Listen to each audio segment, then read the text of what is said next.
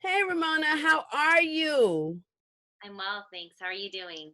I'm, d- Girl, I'm marvelous. And I mean, I feel even better to be able to have a conversation with you. I mean, I know this is during the holiday, it's a busy time, but I am just so grateful for your willingness to just come and sit in this room with me. Thank you so much. Oh, it's an honor. The honor really is all mine. See, I'm gonna start believing that then my head will get too big to sit here on the screen. Okay, so I want to tell some folks about who you are a little bit, and then I'm gonna let you tell them the rest because I just won't do it enough justice because you work. I'm a psychologist as well as I am a life coach, so I get to see various sides of the spectrum. And when folks think about therapy and psychology and mental health, a lot of times they don't think about the area that you're in as if it doesn't exist. And it's one of the most important areas about sustainability, for our human resource, right?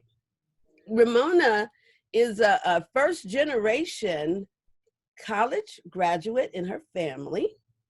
She has a master's in industrial and organizational psychology and over a decade of work in social services and human services. So that's all I'm going to say. I'm just going to let your loveliness here, Ramona, I'm just let her tell you the rest because I don't want to mess anything up. There you go, Ramona. Go ahead. You did great. Thank you. That's my background. So right now I am, the way that shows up is through work in human resources. And I particularly work on professional development within my organization, based out of New York City. Mhm. And one thing that I love to share is that the work that I do has really come full circle because my background is in social work. And the company I work for right now is called Unite Us. And what we do is we help connect um, healthcare and social service providers with each other to ensure that people get the care they need in the time that they need it. And so it's been incredible, and I love what I do.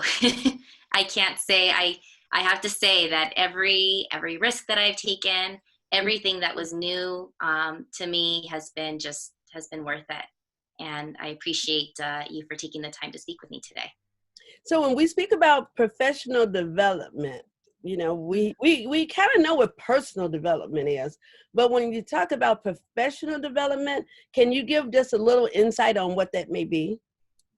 Yeah, absolutely. So a lot of that will, you can't have one without the other ultimately. Hmm. It's a lot of, we host workshops, we coach internally with our teams on how to have, for example, difficult conversations, Hmm. or how to, how to work through goals that they have for the new year or for the upcoming year, or how to provide feedback. Hmm. What does that really mean? You hear that word a lot, but what does it really mean to Hmm. provide effective feedback that will benefit both the person sharing it as well as the person receiving it, and be really clear about what is intended.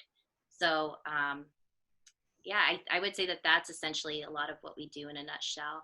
In addition to the daily, all Hmm. of the daily, like meeting the daily needs of the team, and making sure that we are welcoming all of our growing team, welcoming all of those new team members, Hmm. and ensuring that they have what they need. Okay, so I want everyone to be clear because I know what you hear Ramona saying. You say, okay, well, what's so different about that? I understand that's what psychology is, or that's what therapy is, but when Ramona does it, she's doing it under the auspice of the umbrella of employment in the workplace. That's the difference. The work I do even though I will do workshops and personal and professional development and go out to different organizations and do these things, what Ramona does is this is through employment, you know, through human resource source department and things within and the employment, not necessarily just your personal private life. But it's so important because how important is being okay at work is to your personal, your private life. If you're not okay at work, you come home and you kick the dog for something that happened at work. So when you are dealing with someone like what Ramona does and what they do in her area of work, that help ease and make things in the workplace better. Am I right? Yes, absolutely. That's Okay. what we're there for. So with that said, this has been a heck of a year. 2020 has been a blessing and I want to say a curse, maybe all at the same time. For some of us, all of us, or most of us. Okay. I look at 2020 as being like the eyesight, you know, clear vision, because we had to get still. I mean, internationally, worldwide. It caused a pause, it caused a stillness. And if you can get still long enough, it gives you an opportunity to think and it gives you an opportunity to feel. Because a lot of us just think and not feeling things because we're intellectualizing everything. And some of us feel everything and we don't think about what we're feeling. So then we just start pushing things away. This year provided us with an opportunity to get still and see things clearer. That is my experience of it. Now, with that came some great challenges. Also came some great wins. So that's what I want to ask you about, Ramona. What is if what would you like to share that was like maybe a great challenge you experienced during 2020? What is like one of your most notable wins, you know, or successes in 2020? And how can you take the wins and the challenges and bridge them, create a bridge with that that will take you into 2021 that would add value to your life? So I think that you set that up really well by sharing first that we all did have to get very still. Mm-hmm. And that is very difficult for me to do. Mm-hmm. So that is very much related to my challenge this year was um, being able to focus in that stillness Mm-hmm. and know what it is that know what it is that I need to um, where I need to where I need to put my energy Mm-hmm. versus what I can let go of, Mm-hmm. because this was such a challenging year. It was such a different year than we expected, Mm-hmm. and I would say that being able to make that distinction of what to focus on, where to place my energy, was probably the biggest challenge. Mm-hmm. Because I want to do it all. I want to just go 120% all the time, and that is not the space that we were in this year. And Mm-hmm.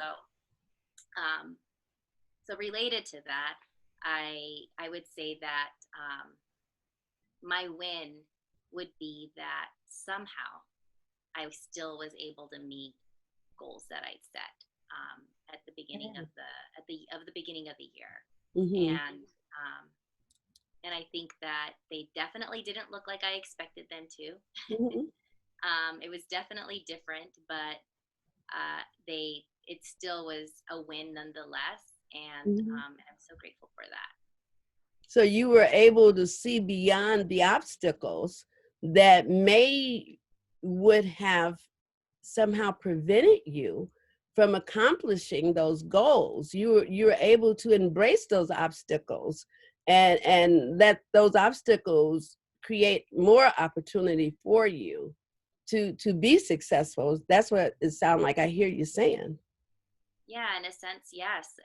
It's I think one of the pieces of that though is is recognizing what I can hold on to, and Mm-hmm. then learning to be flexible about the rest. Mm, exactly. Because And this year is definitely about flexibility. This year was definitely about change. Because if you tried to hold steadfast to anything, you were going to just stand there and hold steadfast to it, and there would be nothing attached to it because everything just kept moving. And everything just continues to move, and it continues to move in a direction that's mostly unfamiliar to most of us. So this is like part of the value added to me, because I'm a little artsy in my head thinking sometimes, I could be a little abstract and I can see something, and just because it's a pen, I'm like, well, why is it just a pen? Why can't it be a stir? Why can't you just do something different with that? And so that sounds like you embrace the stillness and you embrace the change and allow yourself to envision something other, which help you reach your goals. And with that, you can bridge that, and it's going to create more success for you then in 2021. yeah, absolutely. It's the flexibility as well as just understanding. I guess Mm-hmm. it's the same thing, is understanding that the path isn't going to always look like the way we want it to or the way we expect it to, and just Mm-hmm. really just kind of pivoting, adjusting, Mm-hmm. adapting, and I definitely see that being a value for me Okay. moving forward. So for our listeners that are enjoying this interview with you today, if you could just give them a small piece of advice or direction or whatever, a little nugget, what would you say to them as something that they may could use to add value in their lives in 2021? Because I have so many folks that keep saying, I can't wait for 2020 to end. And I'm saying a great ending is a new beginning, so what could you offer? I would say it's roll with the changes. Mm-hmm. Don't fight it. Um, Mm-hmm. it's one thing to struggle with it because all of us, I think, at one point or another, struggled with having to make adjustments, Mm-hmm. assuming it's something that was within our control. Mm-hmm. Um, but I definitely think that embracing change and embracing the fact that things don't always look the way we expect them to, and they'll still help us get to where we want to be, um, is the biggest learning for me, and advice that I would give to anyone listening. Thank you so much for sharing that. Now, Ramona, we've talked about your experience. We talk about what you do to help folks. If someone wanted to get in touch with you, how could they do that? Yeah, so I have a website. I can be reached at ramonarobles.com. Um, Also, I know that social media is a big way for anyone to reach each other. Mm-hmm. So my handle on Instagram is Ramona Robles NYC, Mm-hmm. and and in addition to that, I guess my email address would be ramonarobles.com.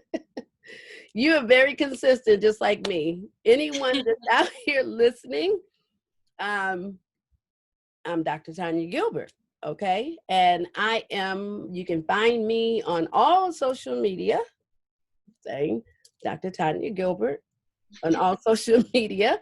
My website is drtanyagilbert.com, okay? My email is drtanyagilbert.com. So I am just consistent, and that's the best way to do it, is keep it consistent so the folks can find the help that they need. I want to say anyone that's listening and want to contribute to the conversation, want to talk about anything that was in a conversation, you can go to my website, drtanyagilbert.com, and fill out a contact form, and in the little information box, you can say what it is that you're looking to do, be in the conversation, you want to talk more about the conversation, or there was somebody that you would like to contact you can't find, or anything, you can do it there. You can also go to my Instagram, and you can direct message me on Instagram. And I also have an advice column every Wednesday and Saturday. It's called Ask Auntie. And again, be careful what you ask, because Auntie, I have an answer for everything. Now, I don't know if it's going to be the answer you want, but I will answer your question. And I also keep it private so you're not exposed, so you don't have to worry about what you are asking. Anyway, thank you all for participating. Thank you all for listening. Thank you, Ramona, for being here. And I look forward to more critical conversations. I'll talk to you soon.